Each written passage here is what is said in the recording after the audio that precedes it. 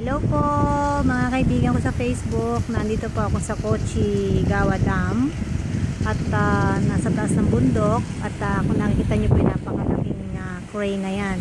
Gumagawa po sila dito ng dam at saka ayon po dito sa nakakaalam dito 5 years na palang ginagawa itong dam na yan, no?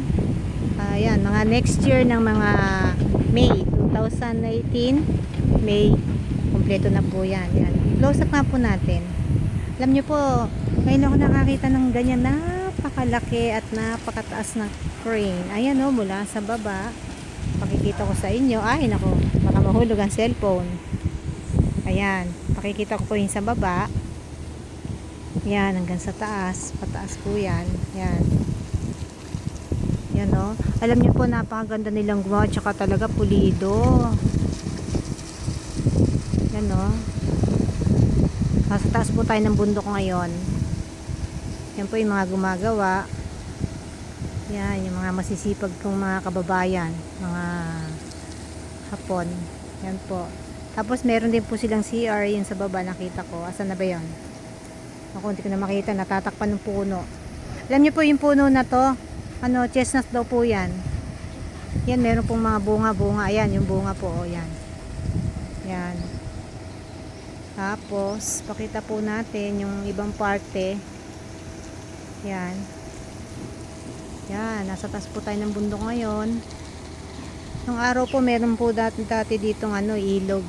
Tsaka meron pong mga ibang mga bahay na naninirahan. Nilikas po sila, pinalipat kasi nga, gagawin pong dam yan.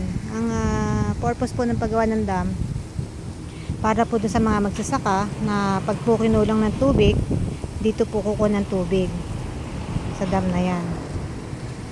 Yan. Alam niyo po pag nagawa po ito, nako, maganda po ito. Babalikan po natin at ipapakita ko sa inyo. Tingnan niyo po yung bundok nila.